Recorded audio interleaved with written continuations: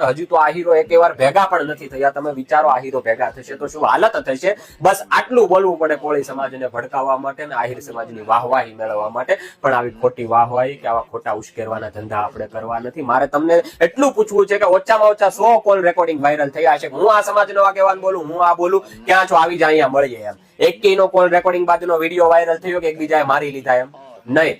માત્ર ને માત્ર લોકોને ઉશ્કેરવાનું, સમાજમાં મોટી વાહવાહી કરવાનું ને વિડીયો બનાવીને વ્યૂ છાપવાનું કામ કરી રહ્યા છે લોકો. અને તમે એટલું વિચારો કે એક જ રાજકીય પક્ષના 2 માણસો છે એનો અંદરો અંદર ધંધામાં કોઈ ખામી આવવા દે એવું તમને લાગે છે? એકેય રાજકીય નેતા પાસેથી તમે સાંભળ્યું કે જયરાજભાઈની જ આમાં ભૂલ છે કે જયરાજભાઈનો હાથ છે? સ્પષ્ટ એકેયના મોઢે છે નહીં સાંભળવા મળે. બસ આનું નામ જ રાજકારણ છે. અને આ કેસને અંતે શું થશે ને એ તમને હું કહી દઉં.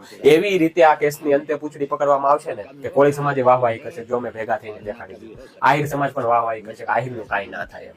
અને અંતે સજા કોઈ બીજાને મળશે. મારા કોળી સમાજને એટલું કહેવું છે કે જયરાજભાઈનો વિરોધ કરવાની સાથે સાથે પેલા જે 4 કોળી ભાઈઓ મારવામાં હતા ને એનો પણ વિરોધ કરજો. એ 4 ભાઈઓને પણ કોમેન્ટ કરીને મેસેજ કરીને ધમકી આપજો, તું એકલો મળે તારા ટાટિયા ભાંગી નાખે.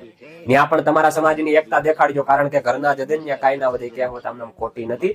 અને કોઈ પણ બાબતમાં રાજકીય નેતાઓ પડે એટલે આપણે દૂર થઈ જવાય. કેમ કે આપણે વિચારવાનું બંધ કરીએ ન્યાય શરૂ કરે એવા પ્લાનિંગ હોય છે એની પાસે. અને આપણે ગાડર બકરાની બેડે હું હા પીરા કરીએ છીએ. આ બધું મૂકો અને જયારે ધર્મ ઉપર વાત આવે ને ત્યારે એક થાવ. સમાજવાદમાં આપણે એક નથી થવું. જય હિન્દ.